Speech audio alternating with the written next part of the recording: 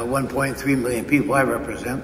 And I'm going to make sure that I'm on the right track. Am I representing their interests? Do they want this? Will they pay for that? It's going to take us probably at least a month to canvass my count, and I assume it's the same for the other guys. And then we're going to come back, and we'll have some hard numbers. We're going to put a number of teams and a lot of our people downstairs in the economic development and the planning department. And we will have a pretty good feeling about where Mass Transit is. We're just doing your bidding. And if you come back with a plan that makes sense, I'm sure that you'll see it. But right now, we don't have a plan.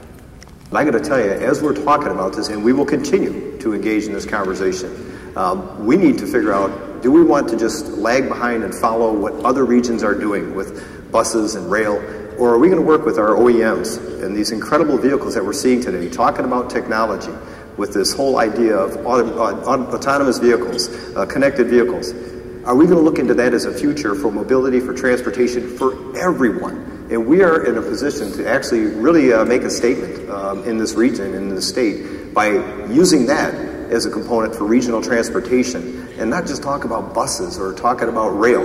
There's incredible opportunities ahead for us, and we've been engaging with our OEMs in particular, and they're excited about the future of mobility or transportation for everyone, not just figuring out how do we create more bus routes within this region. You know, I just think as a region, we're taking a much too casual attitude to something that's central to our competitiveness.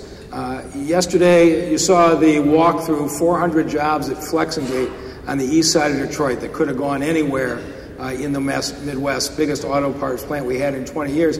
But I've been in at least meetings with 10 or 12 other people, 400, 500, 1,000, 2,000 jobs.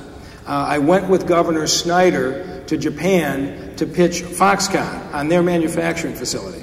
And let me tell you what I hear. It isn't what's the different tax structure, what's the environment. What I hear is this: do you have enough workers available that have training or that we can train, and can you get them to the job site?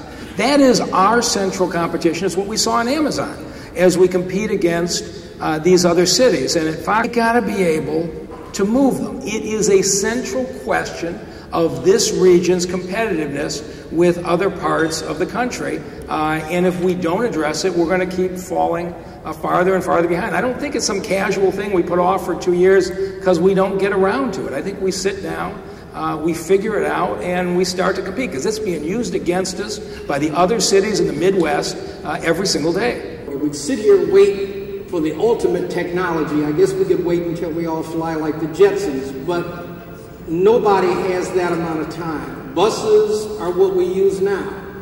Light rail, future, wherever we need to go, we need to be more about developing the plan and getting the tax base that will allow us to do the research to figure out where we need to go. I just think that's critically important, and I don't think we do the whole region justice by not getting a more comprehensive plan. I don't care if it's RTA, I don't care if it's smart, I don't have a dog in that fight. I'm trying to get people back and forth, and I think it's critical.